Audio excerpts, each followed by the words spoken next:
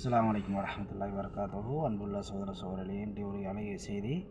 லா இலாஹ இல்லல்லா முஹம்மது ரசூலுல்லாஹ் என்ற திருக்கலிமாவை யார் மரண தருவாய், அதாவது சக்கராத்தும்பாங்கள்ல, இறுதி வேளையில் அதனை முன்மொழிவாரோ அல்லது உள்ளத்தால் உணர்வாரோ அவருக்கு ஜன்னத்துல் ஃபிர்தௌஸ் என்ற உயர்ந்த சுவனம் வாக்களிக்கப்படுவதாக அல்லாஹ்வுடைய தூதர் நபி ஸல்லல்லாஹு அலைஹி வஸல்லம் கூறினார்கள். நம்ம வாழ்க்கையில் எவ்வளவோ பேசுகிறோம், வைக்கிறோம். லா இலாஹ இல்லல்லா முஹம்மது ரசூலுல்லாஹ் என்ற ஒரு வார்த்தை தானே, இதை அவ்வளோ இலகுவாக சொல்லிடலாம் அப்படின்னு சொல்லிட்டு எல்லாருமே நினைக்க முடியும். ஏன்னா இந்த உலக வாழ்க்கையில், இந்த உலக அமைப்பில் நம்ம இயல்பாக வாழக்கூடிய இந்த வாழ்க்கையில் நம்ம நினைக்கிறப்ப அது இலகுவாக தெரியும். அது அப்படி இருந்தால் எல்லாருமே சொல்லிடுவாங்களே.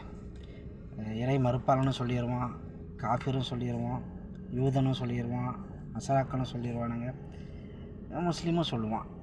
நம்ம இந்த உலக வாழ்க்கையோடு நம்ம கம்பேர் பண்ணி நம்ம சொல்லணும் அப்படின்னா ஈஸியாக எல்லாருமே சொல்லிடுவாங்களே.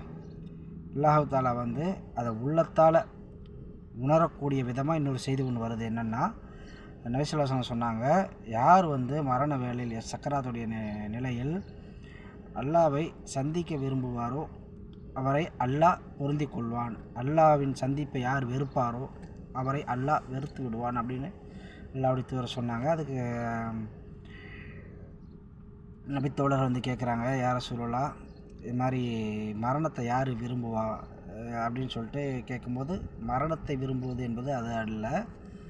அதாவது இறுதி நேரம் வந்துடும், அவங்களுக்கு தெரிஞ்சிடும். சக்கராத்துடைய நேரம் மற்றவர்களுக்கு தெரியலையோ அவர்களுக்கு, வரக்கூடிய அந்த மனிதர்களுக்கு தெரிஞ்சிடும்.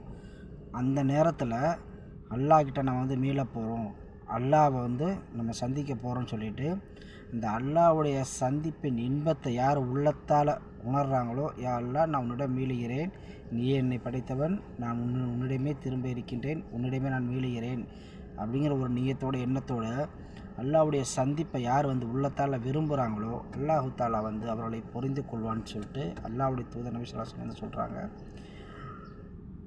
அதே போல் நம்மளுடைய பிரார்த்தனைகள் அதிகமாக இந்த துவாவை நம்ம கேட்போம். யா அல்லாஹ், உனது சந்திப்பின் இன்பத்தை எனது உள்ளத்தில் ஏற்படுத்துவாயாக அப்படின்னு சொல்லிட்டு நம்முடைய பிரார்த்தனையிலையும் இந்த முக்கியத்துவப்படுத்தி இன்ஷா அல்லாஹ் தொடர்ந்து கேட்போமாக.